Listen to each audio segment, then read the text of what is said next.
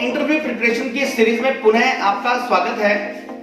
चलते हम point number 46 तक पहुंच गए हैं। क्वेश्चन नंबर 46 तक पहुंच चुके हैं।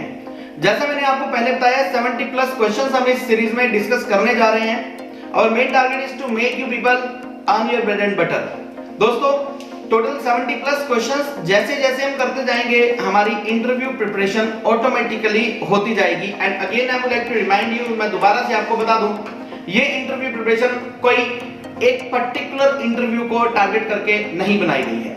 इस इंटरव्यू प्रिपरेशन में आप हर तरह के इंटरव्यू को क्रैक करना सीखेंगे because usually answers of all the questions are same which are asked in different interviews। हर तरह के इंटरव्यू में लगभग एक ही तरह के क्वेश्चन पूछे जाते हैं। इसी के साथ ही मैं स्वागत करना चाहूंगा पूरे के पूरे भारतवर्ष से जुड़े हुए मेरे इन सभी स्टूडेंट्स का जो मेरे साथ हर शनिवार को सुबह 7 बजे उठकर जुड़ जाते हैं। भले ही वो सर्दियों का सीजन रहा हो, भले ही अब गर्मियों का सीजन रहा हो, किसी भी तरह का सीजन चलता रहे, season of success will always be going on over there. गर्मी सर्दी सब आते रहेंगे लेकिन सक्सेस का सीजन जो है दैट इज 24/7/365। हर तरह का जो हमारा सक्सेस का सीजन है वो हर तरह से चलता है। अब इसी सीरीज में right now I am going to discuss question number 46 मैं आपके साथ डिस्कस करने जा रहा हूं। इससे पिछले वाले वीडियो में आपने क्वेश्चन नंबर 45 देखा था। क्वेश्चन नंबर 46 में मैं आपको हॉबीज के बारे में बताऊंगा। हालांकि बहुत छोटा सा क्वेश्चन है लेकिन ज्यादातर हमारे इंटरव्यूई यानी कि इंटरव्यू के जो कैंडिडेट्स होते हैं इस क्वेश्चन में अटक जाते हैं। अटक क्यों जाते हैं? मैंने पिछले वीडियोस में आपको बताया था कि हॉबीज पर आमतौर पर हमारे स्टूडेंट्स या हमारे जो भी फ्रेशर्स इंटरव्यू के लिए जाते हैं वो अटकते हैं। कितनी तरह की हॉबीज होनी चाहिए, क्या हॉबी होनी चाहिए और कौन सी हॉबी हमारे उस प्रोफेशन के साथ मैच करनी चाहिए। क्वेश्चन नंबर 45 में हमने डिस्कस किया था how do you take problem and what is the practical approach to solve the problems. दोस्तों इस वीडियो में हम हॉबीज के बारे में डिस्कस करने जा रहे हैं। आप देख रहे होंगे स्क्रीन पर व्हाट आर योर हॉबीज और आंसर मिलेगा sir my hobbies are dash and dash. मैंने नोट में दिया है candidate has to mention only 2 hobbies. याद रखिएगा किसी भी कैंडिडेट को ओनली एंड ओनली 2 हॉबीज के बारे में ही बोलना है। 2 से ज्यादा हॉबीज के बारे में हमें कभी भी इंटरव्यूअर के सामने नहीं बोलना है। भले ही आपकी 2 से ज्यादा हॉबीज हो, हमें इंटरव्यूअर के सामने ओनली एंड ओनली 2 हॉबीज के बारे में बोलना है। 2 हॉबीज के बारे में क्यों बोलना है? आमतौर पर किसी भी व्यक्ति की एक हॉबी हो सकती है, ज्यादा से ज्यादा 2 हो सकती है, कईयों की 3 भी हो सकती है, कईयों की 4 भी हो सकती है, 5 भी हो सकती है, ठीक। और मैक्सिमम लोग ऐसे भी हैं जो ये सोचते होंगे कि हॉबीज का क्या मैटर है, या उनको ये भी नहीं पता होता, वो कोई ना कोई काम कर रहे होते हैं but they don't know exactly कि ये उनकी हॉबी है। तो यहां पर हम हॉबीज के बारे में डिस्कस करेंगे। हमेशा याद रखिए हमें केवल और केवल उस हॉबी के बारे में बोलना है जो हमारे से रिलेटेड एक्चुअलिटी में है। हम कभी भी ऐसी कुछ हॉबी के बारे में मत बोलें जो हमसे रिलेटेड है ही नहीं या जो काम हमने कभी किया ही नहीं।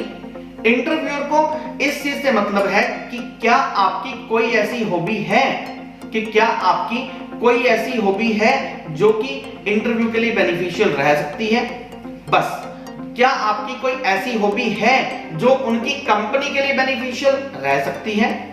आपको हमेशा और हमेशा उन हॉबीज के बारे में बोलना है। Let us take the example, आप कंप्यूटर ऑपरेटर की जॉब के लिए जा रहे हैं। जॉब है कंप्यूटर ऑपरेटर की, जॉब है कंप्यूटर ऑपरेटर की। और कंप्यूटर ऑपरेटर की जॉब करते टाइम या कंप्यूटर ऑपरेटर की जॉब करने से पहले हमेशा कंप्यूटर ऑपरेटर की जो पर्सन आपको जॉब दे रहा है वो ये देखेगा कि आपकी हॉबीज क्या हैं। आपने बोला कि मैं कंप्यूटर ऑपरेटर की जॉब के लिए आया हूं और आपने अपनी हॉबीज में बोला इंटरनेट सर्फिंग। आपने अपनी हॉबीज में बोल दिया इंटरनेट सर्फिंग या फिर सोशल मीडिया ऑपरेशन। वाओ, सोने पर सुहागा, वंडरफुल। क्योंकि उसको चाहिए था कंप्यूटर ऑपरेटर और उसको साथ में सोशल मीडिया को मैनेज करने वाला पर्सन मिल गया जिसने सोशल मीडिया में कोई स्पेसिफिक सॉर्ट ऑफ कोर्स ना भी किया हो, जिसने सोशल मीडिया का कोई स्पेशल या डिजिटल मार्केटिंग का कोर्स ना भी किया हो, लेकिन वो सोशल मीडिया को मैनेज कर सकता है। That really matters a lot. ये चीज मैटर करती है। अगर आप एक ऐसी कंपनी में गए जहां पर कंटेंट राइटर की रिक्वायरमेंट है, आप एक ऐसी कंपनी में गए जहां पर कंटेंट राइटर की रिक्वायरमेंट है, या आप किसी ऐसी कंपनी में गए जहां पर केवल आप सोशल मीडिया को मैनेज करने के लिए गए, लेकिन ये डिजिटल मार्केटिंग नहीं है, केवल आप सोशल मीडिया की कुछ पोस्टें डाल सकते हैं, इतना काम आपको आता है। लेकिन अगर आप ये मेंशन कर दें कि writing is also my hobby, writing is also my hobby, interview लेने वाला सेटिस्फाइड हो जाएगा कि अगर राइटिंग इस पर्सन की हॉबी है तो कल को ये कंटेंट राइटिंग करके हमारे कंपनी के लिए, हमारे प्रोडक्ट के लिए बहुत बेनिफिशियल रहने वाला है। ज्यादातर लोग गलती क्या करते हैं? ज्यादातर लोग गलती ये करते हैं, वो उन हॉबीज के बारे में बोलते हैं जिन हॉबीज से उनका आज तक कुछ लेना देना था ही नहीं। कैसे? जब हम छोटे थे, स्कूल में पढ़ते थे, हमारे टीचर्स ने जब हमें माई सेल्फ का ऐसे याद कराया तो उसके अंदर मैडम ने हमें हॉबी लिखवाई, my hobbies are reading newspaper and books. Wow, beautiful, देखने में बहुत सुंदर लगता है, रीडिंग न्यूज़पेपर एंड बुक्स। लेकिन प्रश्न ये उठता है कि अगर हम न्यूज़पेपर और बुक्स पढ़ते हैं तो क्या हम रियलिटी में पढ़ते हैं? अगर आप रियलिटी में न्यूज़पेपर और बुक्स पढ़ते हैं तो बोलिए वंडरफुल हॉबी, बहुत अच्छी हॉबी है। You are keeping yourself in touch with this world, आप पूरे के पूरे वर्ल्ड के टच में रह रहे हैं। आप फॉरेन राइटर्स को पढ़ रहे हैं, आप इंडियन राइटर्स को पढ़ रहे हैं, आपकी राइटिंग हैबिट्स बहुत अच्छी, आपकी रीडिंग हैबिट्स बहुत अच्छी हैं, इस तरीके से बहुत अच्छी हैबिट है। लेकिन अगर आपका इस चीज से दूर दूर तक कुछ लेना देना नहीं है, कैसे नहीं है? मैं एक एग्जांपल देता हूं। मैंने आज तक पिछले इतने सालों में जब भी किसी बैच में पॉलिटिक्स से रिलेटेड कोई भी टॉपिक दिया, मैंने आज तक इतने सालों में जब भी पॉलिटिक्स से रिलेटेड कोई भी टॉपिक दिया, स्टूडेंट्स बोलते हैं no sir we don't have interest in politics. खास तौर पर लड़कियां बोलती हैं we don't have interest in politics. Politics में इंटरेस्ट नहीं है, इट्स ओके। लेकिन न्यूज़पेपर भी कभी नहीं पढ़ी, न्यूज़पेपर पढ़ी होती तो पॉलिटिक्स में इंटरेस्ट ऑटोमेटिकली होता। And we are an integral part of politics. हम पॉलिटिक्स के साथ बंधे हुए एक इंटीग्रल पार्ट है, क्योंकि हमें वोटिंग राइट मिल जाता है 18 साल के बाद।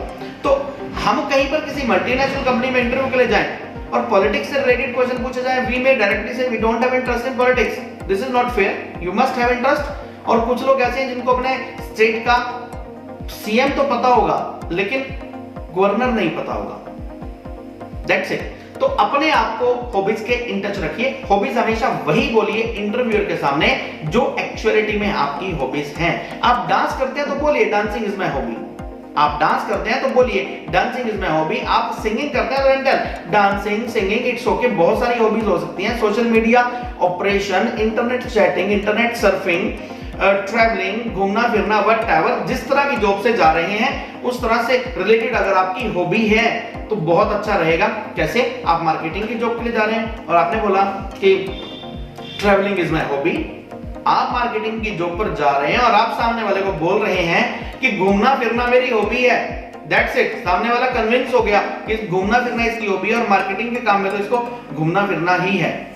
यहां पर आपकी 50% प्रॉब्लम सॉर्ट आउट हो जाएगी और सामने वाले की भी 50% प्रॉब्लम सॉर्ट आउट हो जाएगी। क्योंकि अगर आपकी घूमना फिरना हॉबी है तो कंपनी आपको जरूर जॉब देगी, क्योंकि कंपनी को तो प्रोफाइल ही कंपनी आपको वो दे रही है जिसके लिए आपकी सिलेक्शन हो रही है और वो प्रोफाइल है घूमना फिरना। That is the part of marketing. तो इस तरीके से अपनी एक्चुअल हॉबीज बोलिए और ट्राई ये कीजिए कि अपनी हॉबीज वो होनी चाहिए जो आपके उस प्रोफेशन में आपके लिए हेल्पफुल रहें और कंपनी के लिए आप हेल्पफुल रहें। इस तरह की हॉबी अपनी सेलेक्ट कीजिए और एक बार नजर डालिए कौन कौन सी आपकी हॉबीज है।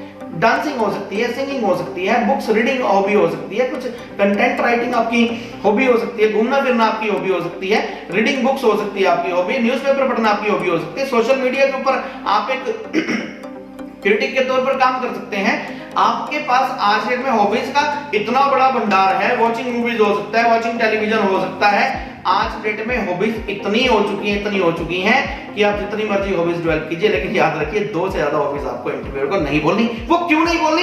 अगर हमने 2 से ज्यादा हॉबीज बोली, आई एम श्योर इंटरव्यूअर को ये कंफर्म है कि ज्यादातर टाइम अपना हॉबीज में ही स्पेंड करता है। तो कंपनी आपको जॉब देते टाइम 100 बार सोचेगी कि ये तो अपनी हॉबीज में लगा रहेगा। आपने अपनी हॉबी बोली वॉचिंग क्रिकेट, इट्स ओके, बहुत अच्छी हॉबी है। लेकिन अगर आपसे क्रिकेट के बारे में क्वेश्चन पूछे जाएं तो आपको बताना पड़ेगा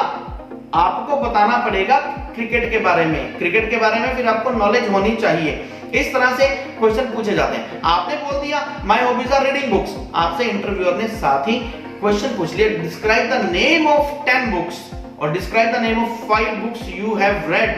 कोई ऐसी 5 किताबों के बारे में बताइए, कोई ऐसी 10 किताबों के बारे में बताइए जो आपने अब तक पढ़ी हैं। बस नहीं पढ़ते अगर तो फंस गए। क्या बोलेंगे? I have studied mathematics, I have studied element of mathematics, I have studied micro economics. No, hobby के अंदर ये बुक्स इंक्लूड नहीं होती। हॉबीज के अंदर ये बुक्स इंक्लूड नहीं होती। हॉबीज के अंदर आउटसाइड बुक्स इंक्लूड हुआ करती हैं, तो अदर देन स्टडी आप पढ़ते हैं। तो दोस्तों question number 46, what are your hobbies, मैंने बहुत डिटेल में आपको बताया। क्वेश्चन नंबर 47 में मैं क्वेश्चन डिस्कस करने जा रहा हूं, considering yourself a material sale. ये मार्केटिंग से रिलेटेड एक बहुत अच्छा क्वेश्चन रहता है और हमारे साथ बने रहिए। और अगर आपका कोई मित्र किसी भी तरह के इंटरव्यू के लिए जा रहा है तो उसको ये वीडियो जरूर शेयर कर दीजिए, इस सीरीज को जरूर शेयर कर दीजिए। इन्हीं शुभकामनाओं के साथ आपका मित्र, आपका शुभचिंतक और आपका गाइड उमेश अरोड़ा, इंग्लिश गुरु।